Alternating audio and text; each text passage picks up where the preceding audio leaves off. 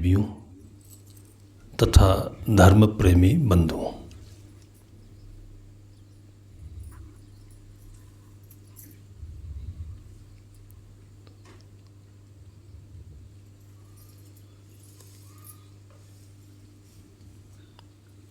हमारे चैन से जीने के लिए, सुखपूर्वक रहने के लिए सबसे मुलायम, नरम और मजबूत आसन हमारी आत्मा की स्थिरता है।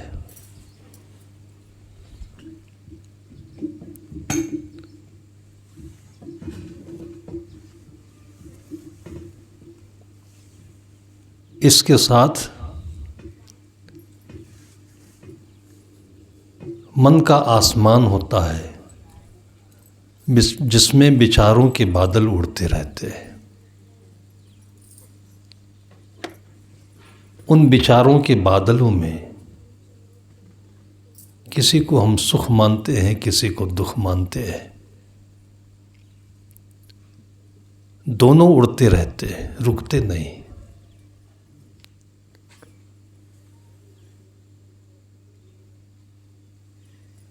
बिल्कुल छोटा सा मैकेनिज्म है जो हमारे मन में भा जाता है, उसमें भी नहीं भूले, और जो हमारे मन को तंग करता है उससे भी हम डरे नहीं। ये दोनों हमारे सामने हमेशा वैसे ही नहीं रहने वाले हैं जैसे आसमान के बादल है। इतनी सी बात न समझ पाने के कारण से हम लोग अपने जीवन में एक छोटी सी गलती बहुत बहुत दूर तक भोगते रहते हैं, झेलते रहते हैं। मन में कोई सुख की बात आई, कोई सुख का वातावरण मिला और उसी में हम भूल जाते हैं। जो हम चाहते हैं वो मिल जाए, यही सुख है। और मिल जाने के बाद फिर हम उसके आगे क्या होगा ये नहीं सोच पाते। ये भी एक बादल है। सुख उसकी वजह से नहीं है जो हमें चाहने पर चीज़ें मिल जाती हैं, उसकी वजह से सुख नहीं है। सुख तो हम हैं इसलिए है, हमारी अपनी वजह से सुख है। लेकिन हम सोचते हैं कि ये नौकरी मिली इसलिए सुख है, हमारे मन के अनुकूल साथी मिल गया इसके लिए सुख है, हमारे पास इतनी समृद्धि है, जमीन है, संपत्ति है, इसके लिए सुख है। ये मन के बादल हैं, विचार हैं। आज इनको हम अपना मान रहे हैं। इनको अपना मानने वाले कितने इस धरती पर आए। एक खतौनी में, सरकारी कागजों में ये नाम लिखे गए, काटे गए, लिखे गए, काटे गए। हमारा भी लिखा जाएगा, फिर कट जाएगा। अपना जो इस संसार से मूल संबंध है केवल इतने का है कि जितनी भूख है उतना हम खा लें, जितनी प्यास है उतना पानी पी लें, और इसी इतने के लिए जो हमारा व्यवहार है उतने को हम अपनी आत्मा में स्थिर रह करके पूरा करते रहें, निभाते रहें। और ऐसे ही जैसे दिन रात बीतते जा रहे हैं, ये लोग मिलते रहेंगे, छूटते रहेंगे, फिर मिलेंगे, फिर छूटेंगे, फिर मिलेंगे, फिर छूटेंगे। उससे हमारा कुछ भी नुकसान नहीं होगा। अब इसको जब हम दुख में फंसे होते हैं, जब सुख में भूले होते हैं, तब समझ में नहीं आता है। पैसा है, समृद्धि है, बुद्धि है, पढ़े लिखे हैं, तब ऐसा लगता है कि हमारा कोई क्या कर लेगा। वो यहीं से भूल शुरू हो जाती है। और यही भूल के कारण से, जिसको हम, इस भूल को हम घमंड कहते हैं, ईगो कहते हैं, अभिमान कहते हैं, इसी कारण से हम गलत सोच में लग जाते हैं, गलत क्रियान्वयन करने लगते हैं, दूसरों को गलत दृष्टि से देखने लगते हैं, फिर हमारी जुबान गलत हो जाती है, फिर सारा व्यवहार हमारा गलत हो जाता है।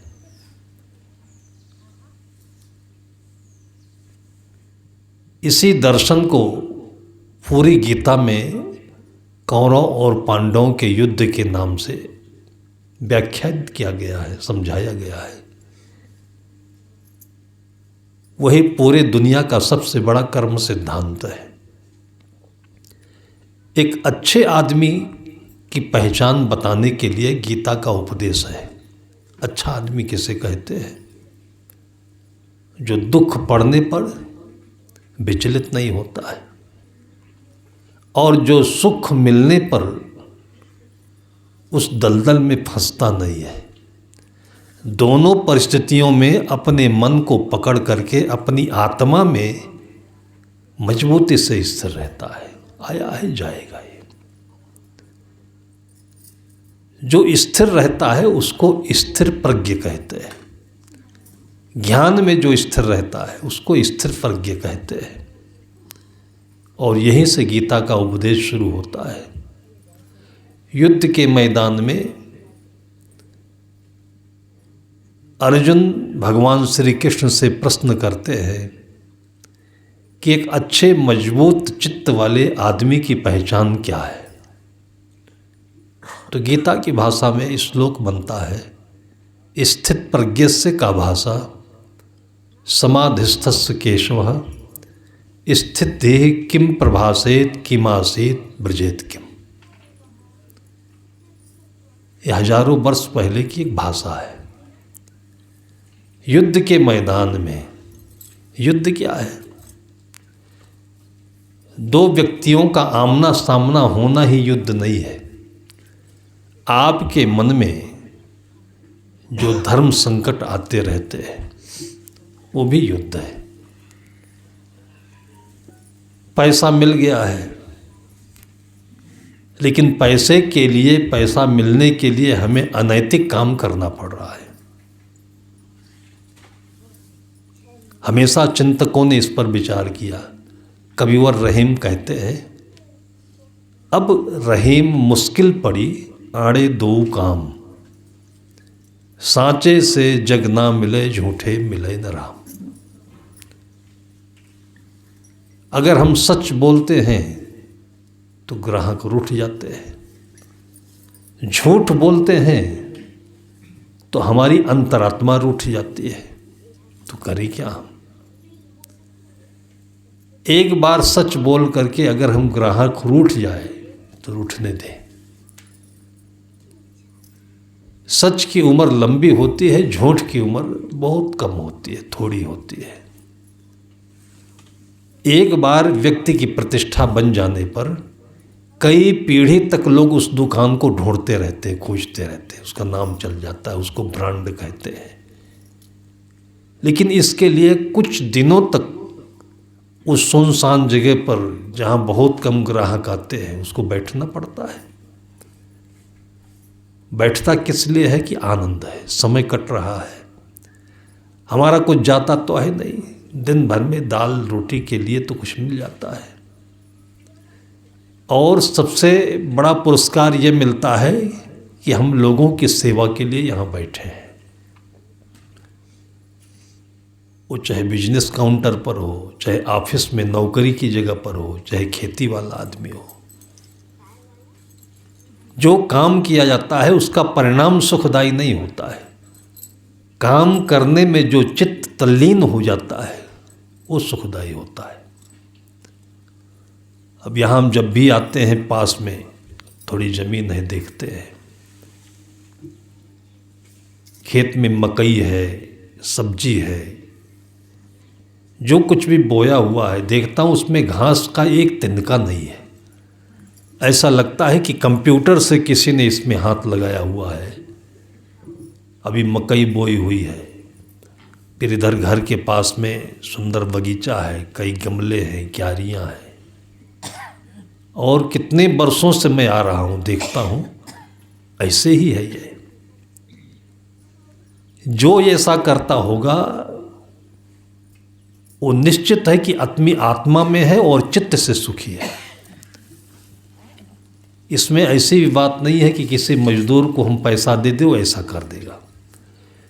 भले ही वो मजदूर ये काम करता हो, लेकिन उस मजदूर की आत्मा में भी सुख है। नहीं तो पैसा ले करके भी लोग उल्टा सीधा काम करके और चले जाते हैं। इसको देखने में भी सुख है, करने में भी सुख है, और जो परिणाम आता है वो भी सुख है। तीनों तरह से सुख है इसमें। और अपने मन में किसी प्रकार का कोई तनाव नहीं है। रात में द्वंद्व रहित शांति का सुख है, नींद है।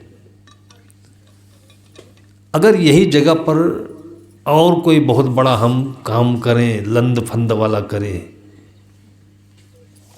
तो जैसे आंधी में कोई पेड़ स्थिर नहीं रह पाता है, हवाओं का झोंका डगालियों को उलझाती रहती है, वैसे शाम को जब हम सोने जाते हैं तो हमारे जितने किए हुए कर्म हैं वो तूफान की तरह से हमको उलझते रहते हैं, तो नींद सही नहीं आती है, फिर खाया हुआ पचता नहीं है। नींद बेकार होती है तो सुबह जगते हैं तो आंखों में करवाहट होती है, पूरा दिन बेकार जाता है। और इसी तरीके से एक रात खराब हुई तो पूरी जिंदगी खराब हो जाती है। अब ये चीज कोई स्थिर व्यक्ति हो वो समझ सकता है। और वो व्यक्ति स्थिर कैसे हो? या तो वो दुनिया का सताया गया हो, बहुत हारा हो, लोगों से ठोकरें खाया हो, और या तो कोई पूर्व जन्म का पुण्यशाली हो। इन दो में से कोई एक ही इस पर स्थिर होता है। इसको समझने में जीवन भी लग सकता है, और पूर्व जन्म के पुण्य हो तो थोड़े में भी समझ सकता है। इसलिए इसको समझाने के लिए संत महापुरुषों ने कौरव पांडवों का एक बहुत बड़ा आख्यान दे करके, इसमें जमीन भी है, राजकाज भी है, समृद्धि भी है, और दोनों के बीच में समझौते भी हैं, सब प्रकार के लोग भी हैं, और बीच में उसका जो मुख्य नायक है कौन है? एक तरफ दुर्योधन है, दूसरी तरफ युधिष्ठिर है। दुर्योधन की बड़ी सेना होती है, 100 भाई होते हैं, लेकिन घमंडी है वो। तो वो दुर्योधन केवल महाभारत के जमाने का ही नहीं है, आज भी दुर्योधन जो किसी की बातें नहीं माने।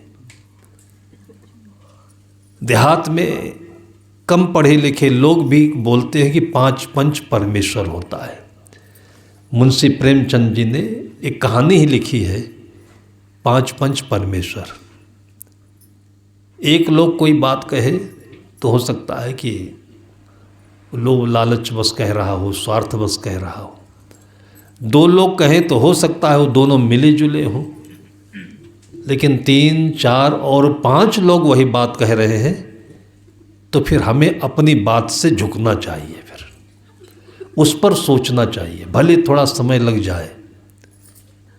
लेकिन हम दुर्योधन होते हैं कि अंत में ये बोल देते हैं कि एक सुई के नोक के बराबर भी जमीन नहीं देंगे, युद्ध भले हो जाए।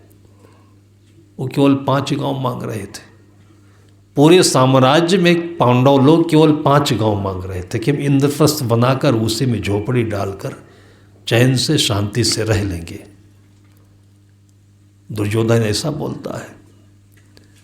उसी में भीम के कैरेक्टर का भी कोई होगा, कोई अर्जुन के कैरेक्टर का होगा, कोई द्रौपदी होगा। और इसी प्रकार से दुर्योधन के जितने साथी हैं, सपोर्टर हैं, उनके जो चरित्र हैं, उस चरित्र के लोग आज भी समाज में हैं। इसलिए पूरे भारतीय संस्कृति में दो महाकाव्य बहुत ही लोकप्रिय भी हुए और वो धर्म से जोड़े गए। एक महाकाव्य रामायण है जो हमें अध्यात्म जगत में प्रतिष्ठित करता है, अपने आत्मा के आसन में प्रतिष्ठित करता है। वो राम है, वो अपनी आत्मा में प्रतिष्ठित थे कि अगर राज मिल जाता तो बड़ी विनम्रता से प्रजा की सेवा करते।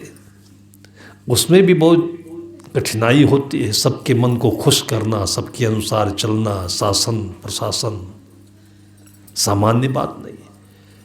2-4 लड़कों के परिवार को चलाने में कितनी कठिनाई है,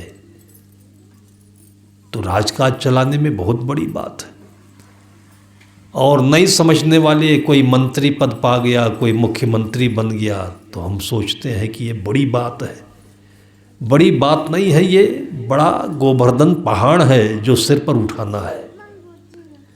अगर विनम्रता से उठा सके आप, तो भगवान कृष्ण के एक उंगली पर भी उठ सकता है, एक इशारे से उठ सकता है। वो विनम्रता है, वो राम में दिखती है। और दूसरी तरफ उनको वनवास जब होता है तो उसमें भी वो देख लेते हैं, जिसको आजकल के मैनेजमेंट की भाषा में बोलते हैं पॉजिटिव थिंकिंग, सकारात्मक सोच, कि आप दुनिया में कहीं किसी जगह पर रहेंगे आपको अच्छा ही होगा। तो राम ने देखा कि जब हमें वनवास जाना है तो उनकी इतनी शार्प बुद्धि थी, इतनी पारदर्शी बुद्धि थी कि जंगलों में घूमने में ऐसे आनंद है। आज की दुनिया में आज देखें तो हम लोग काठमांडू जाते हैं तो रास्ते में बहुत बड़ा जंगल मिलता है। जैसे आपके नगरी से ये उड़ीसा के इस सीमा तक पहुंचते हैं तो 10, 12, 15 किलोमीटर का जंगल है। वो पहाड़ी जंगल है नेपाल में। उसमें एक चितवन जंगल मिलता है। उसमें किसी एक बड़ी पार्टी ने होटल बना रखा है, उसको टाइगर टफ्स कहते हैं। तो मैंने देखा है कि जर्मन से, जापान से, इटली से, अमेरिका से लोग आते हैं। उस जंगल के बीच में होटल ने अपने छोटे छोटे कुटीर बनाए रखे हुए हैं, झोपड़ी छा करके लकड़ियों के रहने की जगह। तो एक रात में वो जो पर्यटक आता है, एक रात रहने की जगह मांगता है। उसमें एक छोटी सी लालटेन जैसे दिया जलता है और खाने के लिए मोटी रोटी, जैसे आपकी पान रोटी होती है छत्तीसगढ़ की, चटनी होती है, पानी रख देता है और रात में उसी में रहता है और जंगली जीव जंतुओं की आवाज़ को सुनता है, आने जाने को देखता है। उतने भर के लिए वो रात में 50,000, 1 लाख रुपए पेमेंट करके तब जाता है। और हम आप देखिए यहाँ पर जो गांव में रह रहे हैं तो फ्री ऑफ कास्ट में कुछ भी नहीं देना है और सब देख रहे हैं। जिनके पास करोड़ों डॉलर की संपत्ति है, उसमें सुख मिला होता तो जंगल में आकर के इसको देखने के लिए 1,000, 10,000, 50,000 देते हो। उसमें सुख नहीं मिला।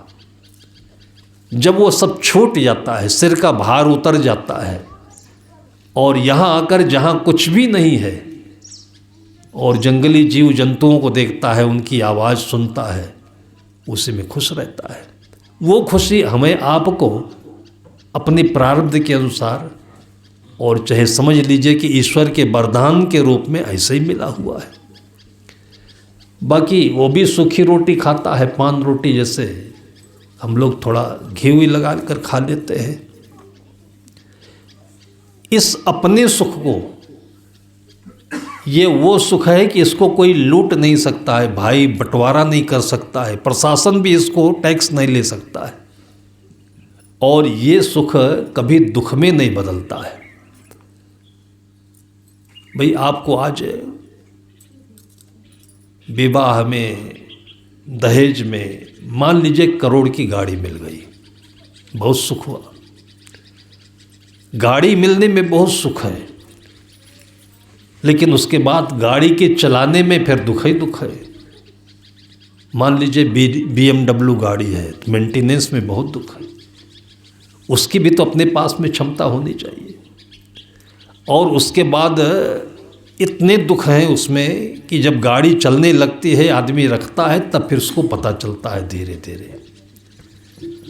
और उसके बाद में भी अगर आप उसको ठीक से चला ना सके, तो ये 1-2 साल पहले की घटना है, जो कभी टाटा कंपनी का पूरा मैनेजर था, जिसको साइरस मिस्त्री लोग कहते थे, और इसी BMW जो 2.5 करोड़ की गाड़ी थी, और बम्बई से पूना या पूना से बम्बई जा रहा था,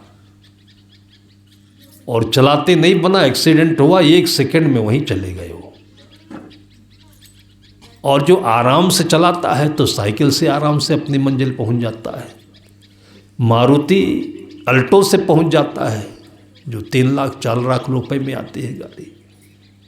तो बात यह है कि आप अपने शरीर को, तन को, मन को, घर को, परिवार को शुद्ध शांत चित्त से आराम से सुखपूर्वक चला लेते हैं कि नहीं चला लेते हैं, ये अपने बस की बात है। आप अपनी प्रतिकूल परिस्थितियों में भी उलझे नहीं, ठीक है ऐसा ही बदा था, हो रहा है, इसको देख लेंगे, उस समय अपने को बचा ले गए तो आगे आने वाले समय में हो सकता है बड़ी उपलब्धि मिल जाए आपको। इसलिए कम पढ़े लिखे लोग ज़्यादा तर्कशील नहीं होते हैं, दिमाग बहुत नहीं दौड़ता है, कहते ठीक है जाहे बिद राखे राम ताहे बिद रहिए, ऐसे रहे। और जो आज की शिक्षा का जो सबसे बड़ा साइड इफेक्ट है, वो बुद्धि का अनावश्यक बढ़ जाना है। जैसे अनावश्यक मोटा हो जाना बीमारी है, अनावश्यक BP का हाई हो जाना बीमारी है, बाहर आपके घर में कुंटलों चीनी मिठाई रखी हो, बीमारी नहीं कहेंगे, लेकिन खून में चीनी बढ़ जाए तो अभी बीमारी हो जाएगी, अभी किडनी खराब होने लगेगा। पैसा ज़्यादा हो जाए इसको बीमारी नहीं मानते हैं, जब BP हाई हो जाए बीमारी है, शुगर हाई हो बीमारी है, मोटापा बढ़ जाए बीमारी है, तो पैसा बीमारी नहीं है, लेकिन बुद्धि उल्टी है। हाँ, उसके लिए नहीं है जिसके पास उतने पैसे को संभालने और काम में लाने की क्षमता हो। जैसे रिलायंस वाले हैं या टाटा है, इनके मैनेजमेंट में ऐसी खूबी है, और वो खूबी यही है उदारता की है कि इस पैसे को अपना नहीं मानते हैं। उनका इतना बड़ा परिवार है कि इसमें लाखों लोग कर्मचारी हैं, कर्मचारियों के बच्चों को पढ़ाने की सुविधा, रहने की सुविधा, खाने की सुविधा, उसके बाद वेतन। जब सबको सुखपूर्वक वो रख रहे हैं तो सुखपूर्वक चल रहे हैं। ये उदारता आपके भीतर में हो तो धीरे धीरे धीरे धीरे आपके पास भी पैसा आएगा, बढ़ेगा। और उस बढ़ने से आपका घमंड नहीं बढ़ना चाहिए कि हम कर रहे हैं, क्योंकि टाटा कंपनी के जो स्थापक थे वो भारत की आज़ादी के समय के जमशेद जी थे। तो जमशेद इसको बनाए और चले गए। अभी रतन टाटा हैं, लगभग 90 साल की उम्र के लिए हो गए हैं और विवाह नहीं किया। वे भी वही सोचते होंगे जो एक साधु सोचता है। उनके अपने बच्चे नहीं हैं, विवाह नहीं किया उन्होंने, 2 रोटी वो भी खाते होंगे, एक कमरे में वो भी रहते होंगे। उन्होंने यही सोचा है कि इतना बड़ा परिवार चलाने का, सेवा करने का एक अवसर हमें प्राप्त हुआ है और हम कर रहे हैं, और एक दिन वो भी मर जाएंगे। तो ये सब विराटता, व्यापकता, उदारता सोचने से कुछ भी सुख आने पर अपने भीतर घमंड नहीं होता है, उसमें हम फूलते नहीं, फिर हमको BP भी नहीं होगा, फिर हमको टेंशन भी नहीं होगा, और थोड़ा बहुत नुकसान हो जाए तो तकलीफ भी नहीं होगी। गीता का पहला श्लोक है, स्थित प्रज्ञस्य का भाषा। उसका उत्तर वो देते हैं, प्रजहात यदा कामान सर्वान पार्थ मनोगतान। उस आदमी का चित्त सुंदर है, बढ़िया है, उसकी पर्सनालिटी अच्छी है, वो अच्छा आदमी है कि जिसके भीतर में किसी से भी कुछ भी अपेक्षा नहीं होती है। जैसे आपने शादी की, 1 से 2 हुए, तो एक अच्छी पत्नी के लक्षण है, एक अच्छे पति के लक्षण है कि पति को पत्नी से कोई अपेक्षा ना हो। अपेक्षा का मतलब होता है कि हमारे कहे में चले, हम जो कहें वही करें, इसको कामना कहते हैं। गीता कहती है कि प्रजहात यदा कामान सर्वान पार्थ मनोगतान आत्मन्यवात्मना तुष्टा स्थित प्रज्ञस्थ तजोच्यते। वो अपनी आत्मा में जीता है, पत्नी का मन होता है, उसकी भावना होती है। जैसे हम किसी पेड़ से फल खा रहे हैं, फल खाते हैं, मन मीठा होता है, तो मन में भावना होती है कि इस पेड़ में हम 1 लोटा पानी, 1 बाल्टी पानी डाल दें, ये हरा भरा बना रहे, हम इससे लाभ लेते हैं। गाय हमें दूध देती है तो स्वाभाविक रूप से मन में भावना होती है कि कितनी प्यारी है, कितनी सुंदर है, ये केवल घास ही तो खाती है, पैरा खाती है। यह हमें दूध देती है तो उसके उच्चतर गुणों को हम समझते हैं, तो हमारे अंदर में भावना होती है, प्रतिफली भूत होती है भावना, तब उसको हम घास ही नहीं देते, प्यार भी देते हैं। तो प्रकृति में भी यह नियम है कि आप जैसे मिट्टी में कोई बीज डालते हैं तो ये पृथ्वी, ये मिट्टी उस बीज को उलट देती है, उगल देती है, और उसके बाद उसी पृथ्वी से ये बीज एक पौधा बनता है, फिर फूल आते हैं, फिर फल आते हैं। एक बीज से आपको 100 और हजारों फल मिलते हैं, इसलिए पृथ्वी को माँ कहा जाता है। तो पूरी प्रकृति में ये सिस्टम है, तंत्र है, एक नियम है कि आप 1 दोगे तो 100 मिलेगा। और ये जो समझ लेता है, उसके पास जो कुछ आता है तो दूसरों को देता रहता है, आता है, देता रहता है, आता है, और पूरे जीवन भर उसके पास ना आने का सिलसिला बंद होता है और ना वो उसको अपने पास रोकता है, ना अपना समझता है, और जहाँ जैसे उपयुक्त हो, उचित हो, अच्छा लगे वहाँ पर देता रहता है। यही अच्छी ज़िंदगी है। ऐसे हम खाने पीने में समझे, मुख में डालते हैं, 2 दिन, 3 दिन, 4 दिन, 5 दिन, 10 दिन डालते रहें और नीचे से निकले नहीं हो, बताइए उस आदमी को घर में रहने को मिलेगा कि अस्पताल जाना पड़ेगा। सुबह उठते ही हम इस कर्म सिद्धांत के पहले अनुरूप उदाहरण को देखें कि मुख में डालते हैं और दिन भर पचता है, और फिर वो पूरा का पूरा जब निकल जाता है तो कहते पेट साफ हुआ, मन साफ हो गया। इसलिए सवेरे उठते ही सबसे पहला काम जिसका होता है कि पेट साफ हो जाए, तो उसके मन में सबसे पहले जो उपहार मिलता है, गिफ्ट मिलता है, खुशी है। ऐसे ही ये सूत्र पूरे व्यवहार में लागू करते रहें तो थोड़ा सा बुद्धि के जो बहुत ज़्यादा तेज हैं उनके मन में शक होने लगता है कि देते रहेंगे तो ख़त्म होता रहेगा, देते रहेंगे तो ख़त्म नहीं होता रहेगा, क्योंकि ये चैन है वो लौट कर फिर आपके पास आता रहेगा।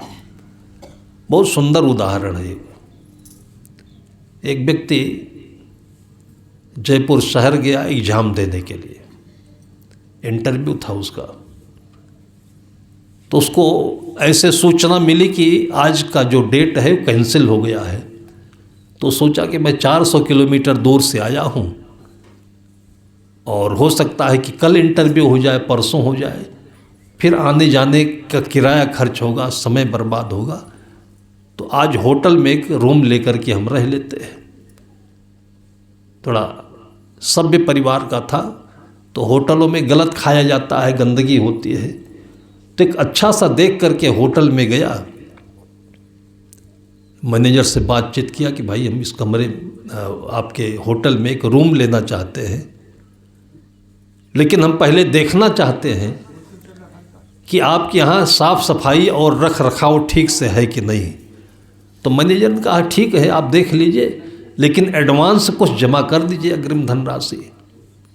उसने कहा ठीक है हमको रहना है तो हम जमा कर देते हैं। 500 रुपये उसने अग्रिम धनराशि के रूप में जमा कर दिया।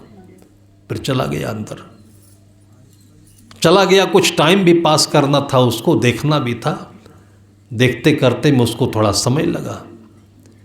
500 रुपये मैनेजर को मिले तो कई दिनों से सोच रहा था कि कोरोना पीरियड में हमारा धंधा चला नहीं, दूध वाला दूध दे जाता था, उधार रख दिया और उसके पैसे देने बाकी हैं। आज एक योग है कि पैसा मिल गया है तो हमको देना ही है, तो दे करके हम मुक्त हो जाए, मन में शांति मिले। ये उसके मन में आया तो तुरंत दूध वाले को बुलाया और 500 रुपये दे दिया उसको।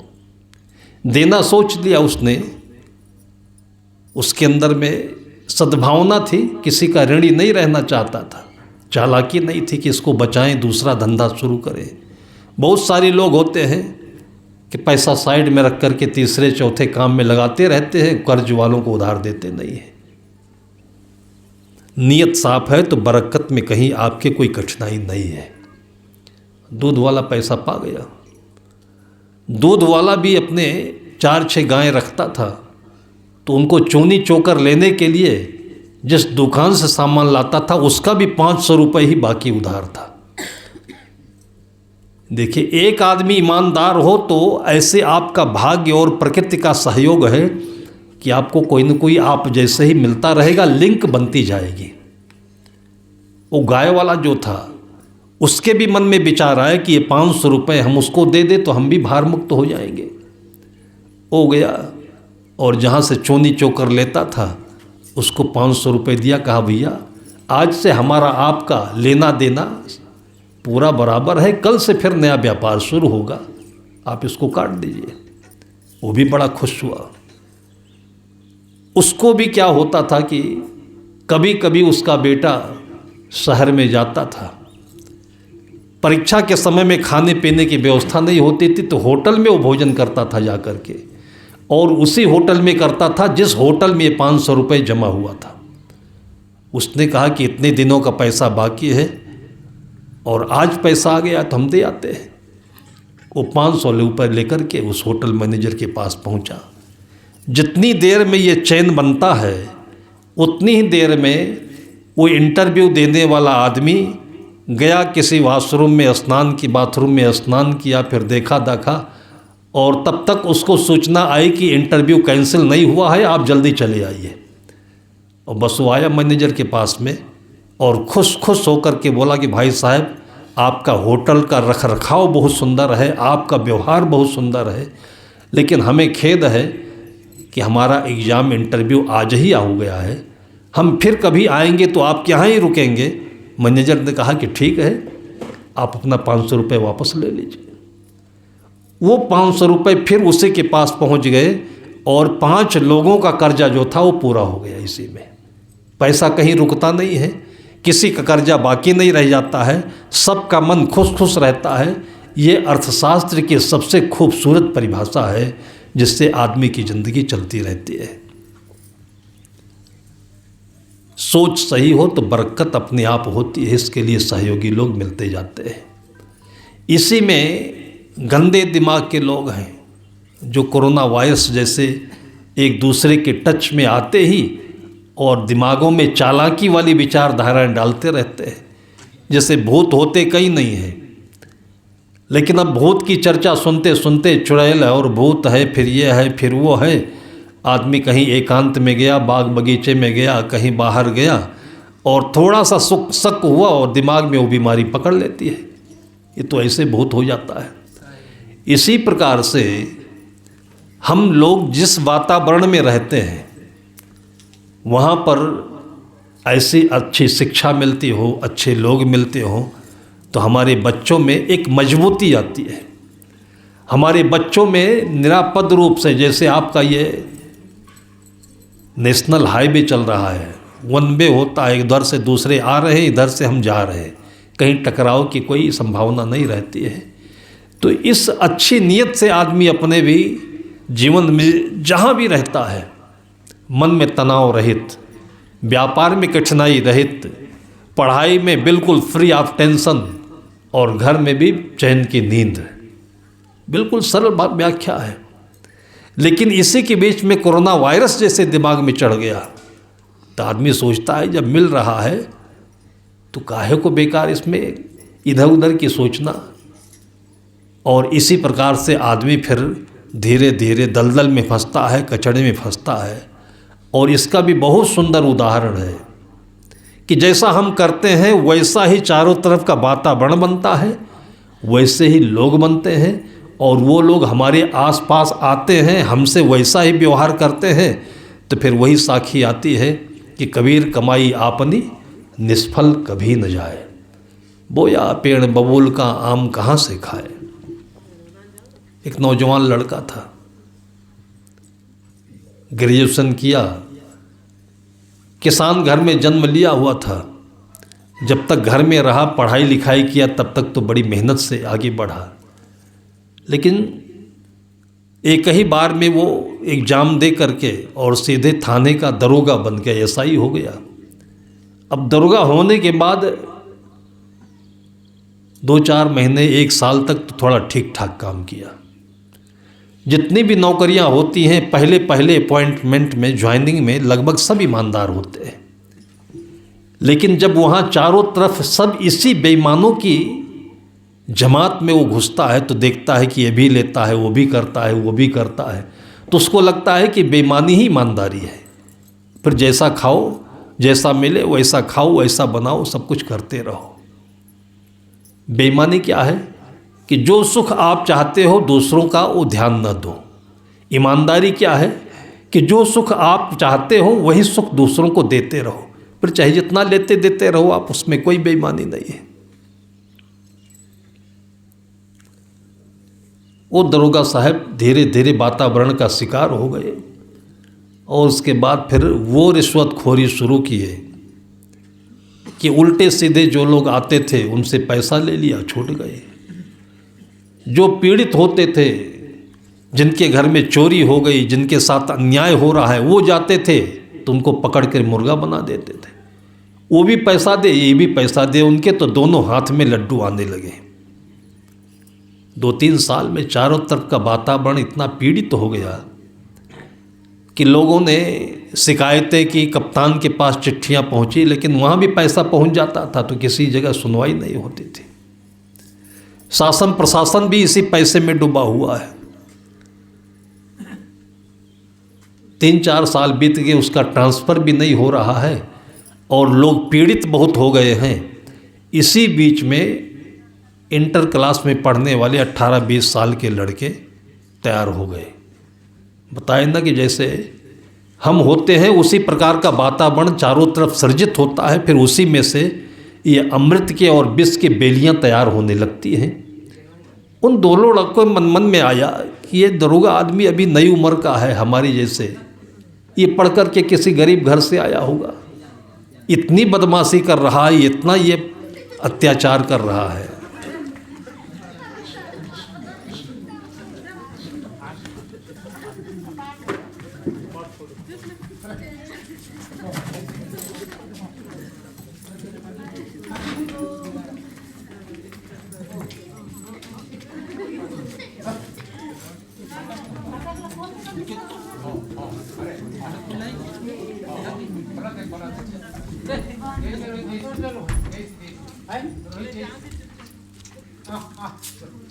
घर गृहस्थी की चर्चा कर रहे थे।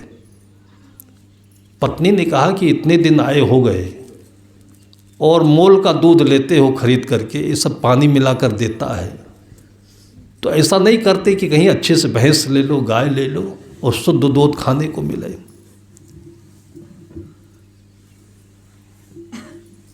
उसने ये नहीं सोचा कि पैसा भी हमारा तो पानी का है।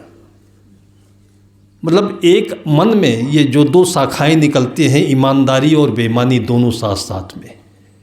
कितना भी बेईमान आदमी हो जाए लेकिन ईमानदारी तो अंदर में रहती है, वो अपने लिए, बेईमानी दूसरों के लिए, और तभी आदमी आगे चल कर के सही भी होता है। अगर टोटली आदमी बेईमान हो जाए, जैसे आपका सेब है, आम है, आपने रखा वो सड़ गया, अब उसको आप किसी कीमत से चाहें तो अच्छा नहीं बना सकते, वो फिर अपने पूर्व रूप में नहीं आ सकता है। लेकिन इंसान में ऐसा नहीं है। इंसान के भीतर बेईमानी या अवगुण आने के बावजूद ईमानदारी उसके अंदर में रहते हैं, सद्गुण रहते हैं। इसलिए किसी भी इंसान से भरोसा तोड़ना नहीं चाहिए। अगर आप चाहें उसको वातावरण दे करके, चाहे बेटा हो, बहू हो, दुश्मन ही क्यों ना हो, वो कभी न कभी तो बदल जाएगा। वो पत्नी ने कहा कि आप भैंस ले आते तो बढ़िया अच्छा शुद्ध दूध खाने को मिलता। तो दरोगा ने कहा कि अब इसके लिए फिर घास भी चाहिए, नौकर भी चाहिए, कहाँ से आएगा ये सब। तो वही पैसा खा खा करके बुद्धि उसकी भी विकृत हुई थी। उसने कहा जिसको 2 डंडा मारोगे वो घास भी लाएगा और खिलाएगा भी। अब उसकी कलम में, हाथ में ताकत है। दरोगा ने कहा ठीक है, हम इंतजाम करते हैं। दोनों लड़के सुन गए। 2-4 दिन में मौका पाकर वो दोनों लड़के एक अच्छी बाल्टी में स्टील के 8-9 लीटर दूध लेकर और दरोगा साहब के क्वार्टर पर पहुंच गए। दरोगा साहब कहीं बाहर गश्त पर गए हुए थे। उनकी मैडम थी।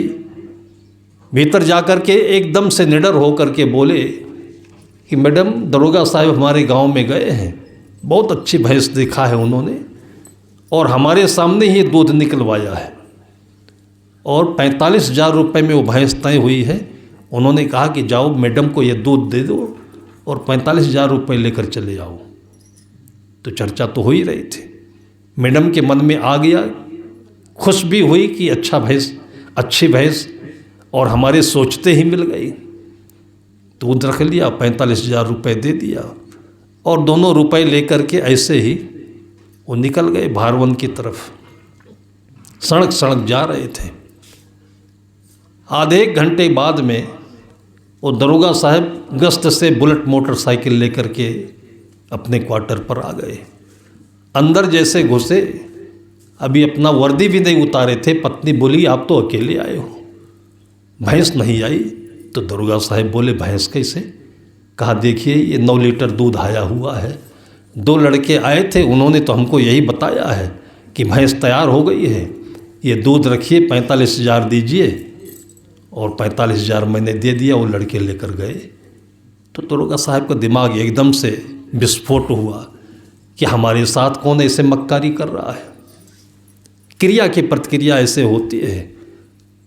अब वो इंसान होते तो थोड़ा सोचते विचारते। इंसान तो थे नहीं, दरोगा थे। दरोगा के अंदर में ईगो बहुत होता है और जो कुछ कमाए खाए थे उसकी बदबू और भरी थी अंदर में।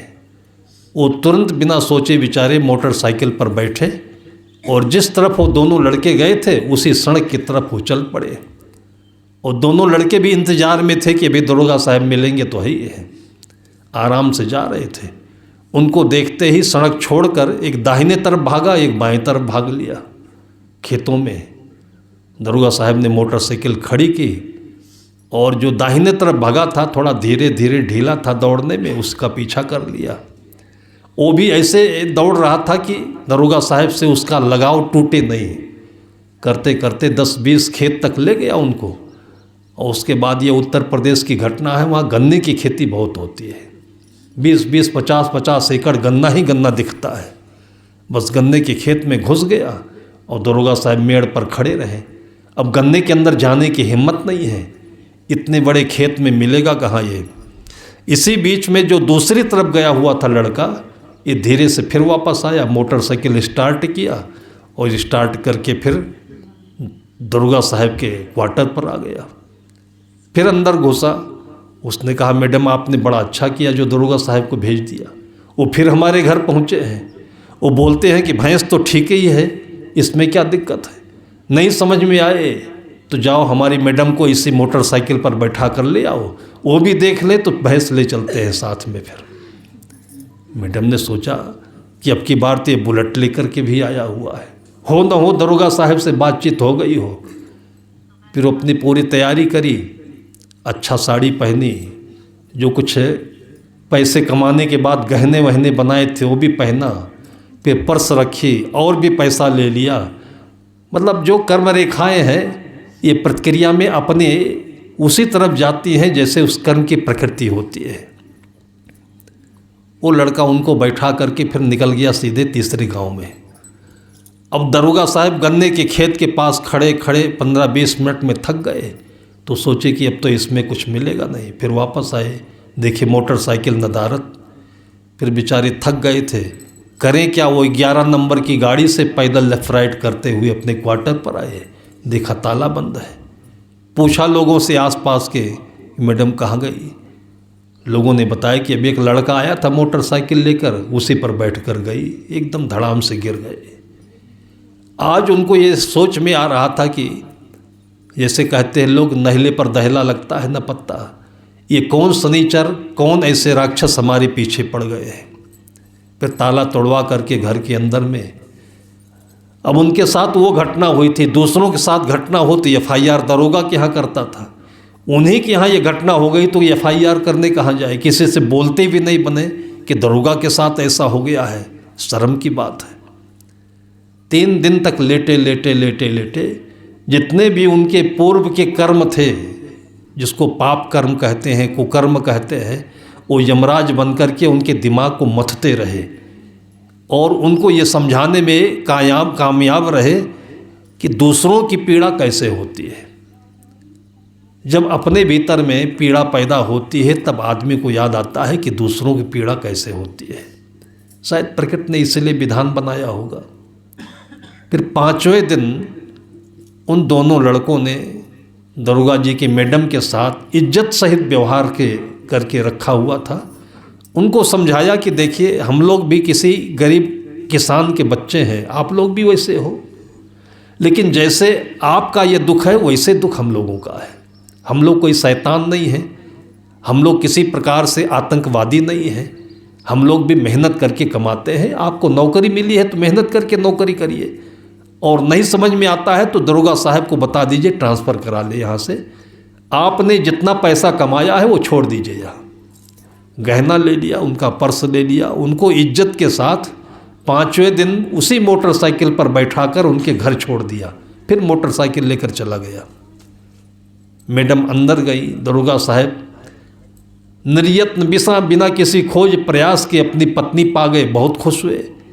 आंकलन करना चाहे, आलिंगन करना चाहे, गले लगाना चाहे, दरोगाइन दूर खड़ी हुई बोली कि पहले 10 बार कान पकड़ के उठिए बैठिए आप, और संकल्प करिए कि हम किसी के साथ ये पीड़ादायक व्यवहार नहीं करेंगे, नौकरी करेंगे, सेवा करेंगे, धर्म का पालन। हमको जिन लोगों ने ये सीख दी है वो बहुत सज्जन लड़के हैं, धरती के देवता हैं, और केवल ये समझाने के लिए इतना किया था। और अभी हमारी आपकी उम्र समझने की है, इतनी नई उम्र में नौकरी मिल गई, गवर्नमेंट इतनी तनख्वाह दे रही है, काहे को तकलीफ़ है हमको आपको। और उसके बाद फिर दरोगा साहब जो सुधरे हैं, जो उनकी ख्याति प्राप्त हुई है कि आगे चल करके अपने 50-55 की उम्र में जिस थाने पर नियुक्त हुए, उस थाने की दूसरी कथा है। मतलब जहाँ भी थाने पर जाते थे, जब वहाँ से ट्रांसफ़र होता था तो फूल मालाओं के उनके गले में सजावट होती थी। रोज़ लोग जो इकट्ठे होते थे गांव के, भीगी आँखों से उनको विदाई देते थे। इतना उनकी प्रतिष्ठा बढ़ी और उसके बाद उनकी बरकत भी हुई। फिर दूसरी घटना उनकी, जो आज भी लोग वहाँ आसपास के बताते हैं कि जैसे थाना होता है तो थाने पर दलाल लोग घुमा करते हैं। वो दलाल उसे कहते हैं जो गांव से पैसा लेकर के दरोगा को देते हैं, दरोगा से उल्टा सीधा काम करा लेते हैं। वैसे उनके पास एक दलाल आया, उसने कहा दरोगा साहब, तब वो थाना के इंचार्ज हो गए थे जिसको यसो कहते हैं, कहा दरोगा साहब, हमारे जानने में आया हुआ है कि एक आदमी साइकिल पर एक झोला लेकर जा रहा है। उस झोले में कुमड़ा रखा हुआ है, कुमड़े के अंदर में 3 किलो अफीम रखी हुई है। बाराबंकी में, उत्तर प्रदेश में अफीम की खेती बहुत होती है, इसलिए इसका ब्लैक मार्केटिंग भी होता है। उसने दरोगा से ये गुप्त सूचना बताई, आप पकड़ना चाहे तो पकड़ सकते हैं। दरोगा के मन में आया कि ऐसी सूचना लेकर के आने वाला कोई अच्छा आदमी नहीं होता है। और उस घटना के बाद से दरोगा साहब ये लेन देन का काम तो दूर से छोड़ दिए थे। फिर भी जब वो आदमी सूचना लेकर के आया तो उसको बैठा लिया, कहा बैठो मैं आदमी भेजता हूँ। अपना एक कांस्टेबल सिपाही के साथ भेजा और ठीक उसी जगह पर वो आदमी मिल गया। थोड़ा दुबला दुबला दिखता था, 60-55 के आसपास की उम्र रही होगी। धोती कुर्ता पहना हुआ था, टूटी फूटी साइकिल थी। उसको पकड़ा और बोला कि चलो तुमको यशो साहब बुला रहे हैं। और दरोगा और कांस्टेबल को देखते ही उस थर-थर कांपने लगा।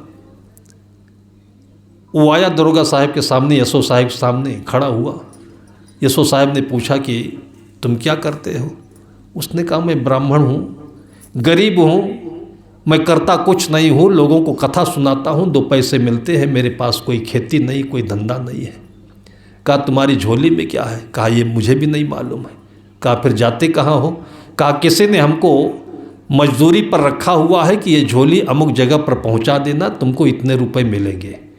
उसी आदमी के सामने जब झोली उल्टी गई तो बड़ा सा कुमड़ा मिला, कुमड़ा फूट करके अलग हो गया। उसी के अंदर में 3 किलो अफीम पैक करके रखा हुआ था। और ये अफीम देखते ही वो आदमी बिल्कुल से रुआसा हो गया। तो यशो ने विचार किया, उसकी आंखों में आंख मिला करके कहा यार तुम तो अच्छे आदमी दिखते हो, लेकिन ऐसे गंदे काम में तुम कैसे फंस गए? मतलब एक आज इंसान की जो भीतर की दृष्टि है, जब आदमी अपनी आत्मा से संतुष्ट होता है, तृप्त होता है, पूर्ण होता है, तब उसकी दृष्टि में कहते हैं भगवान या देवता वास करते हैं। तभी वो सच को सच देखता है और सबके साथ न्याय करता है। उसने कहा यार तुम इतने अच्छे आदमी हो, गरीब हो लेकिन अच्छे हो, एक गंदे काम में कैसे फंस गए? तब उसने बताया कि मुझे ये मालूम नहीं कि क्या काम है, मुझे तो इतना केवल ड्यूटी दी गई कि तुम्हें पैसा चाहिए तो ये सामान वहाँ पहुँचा दो। कहा पैसा क्या करते? मजदूरी भी कर सकते थे। कहा इसमें पैसा ज़्यादा मिला हमें, मजदूरी करता मैं तो 300 रुपये मिलते, इसमें हमें 3000 रुपये का प्रॉफिट मिल रहा था। तो कहा इतना प्रॉफिट लेकर क्या करते? उसने कहा आप पूछते ही हैं तो मैं बता देता हूँ। मेरी 2 बेटियाँ हैं, दोनों बेटियाँ 2 साल के अंतर में हैं। एक 27 साल की हो गई है, एक 30 साल की हो गई है। अभी तक दोनों बेटियों की शादी करने की उम्र होते हुए भी मेरे पास में 10,000 रुपये भी नहीं है कि इनकी शादी करके इनके हम जीवन के भविष्य को सुधार सके, इनको किसी घर पहुंचा सके। गांव वाले जानते हैं। तो किसी ने मेरी समस्या को देखा होगा तो उसने मुझे इस काम में लगा दिया कि हमारा ये काम करते रहो, फिर 3-3 हज़ार तुमको हम हफ्ते में देते रहेंगे। और इसीलिए मैं ये काम में लगा हूँ। उस आदमी को बुलाया जिसने ये सूचना दी थी, उससे पूछा तुम कहाँ रहते हो? उसने बताया कि ये जो आदमी आया हुआ है इसी का मैं पड़ोसी हूँ। कहा तुम पड़ोसी हो इसके, तुमको ये पता है कि ये गरीब आदमी है? कहा पता है।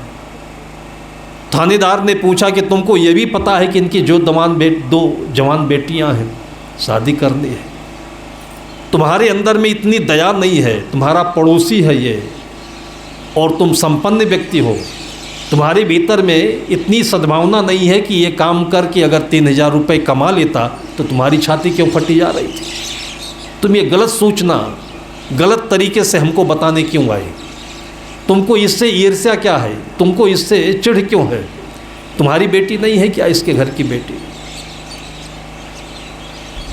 अपने सिपाही को थानेदार ने कहा कि जब तक ये आदमी ठीक न हो जाए बुद्धि से तब तक इसको लाठी से पीटते रहो। फिर उसको जितनी सज़ा देनी थी 2-4-10 लाठी मार करके, और उसके बाद जब हाथ जोड़ करके उसने माफ़ी मांगी, तब उसने कहा कि आज से जब तक मैं इस थाने पर थानेदार हूँ तब तक तुम इस तरीके की सूचना लेकर नहीं आना। हमारे सिपाही लोग हैं, हम स्वयं सक्षम हैं, हम सब देखते हैं। और उसके बाद जिसकी 2 बेटियों की शादी करनी थी उस आदमी से कहा कि ये गलत काम में अब नहीं फंसना, और जब तक मैं यहाँ हूँ तब तक तुमको कोई तकलीफ़ नहीं है। वो तुम्हारी 2 बेटियाँ मेरी बेटियाँ हैं, और उसके बाद तुम केवल लड़के देख लो और दिन तारीख हमसे बता दो, उसके बाद सारी कार्रवाई, सारा कर्मकांड, सारी सेवा हम लोग करेंगे।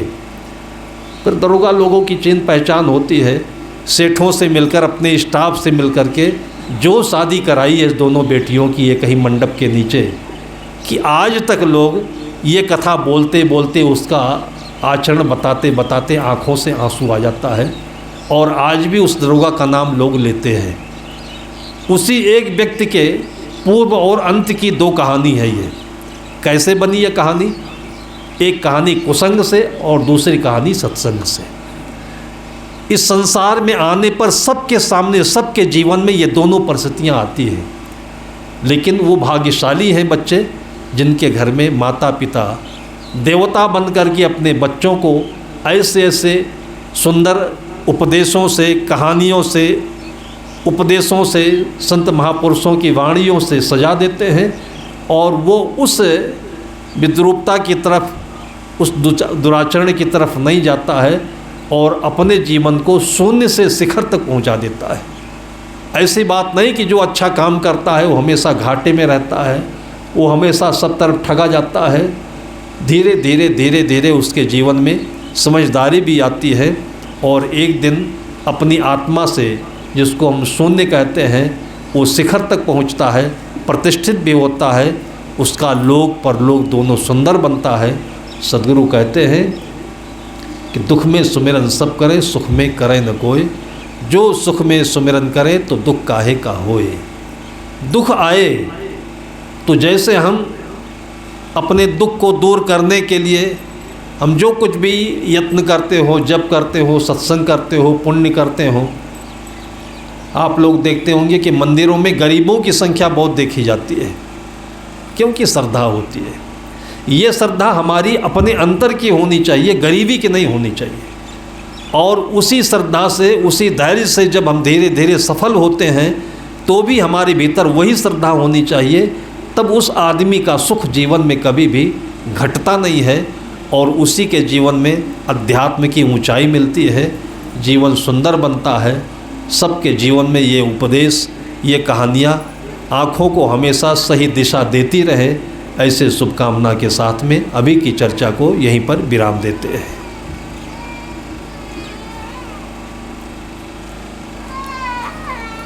कार्यक्रम का प्रथम दिन का दूसरा सत्र यही विराम लेने को है और साथ ही आरती चला लें, आरती कर लें। फिर प्रसाद भी रखा है, क्या प्रसाद लेकर ही आप सब जाएंगे।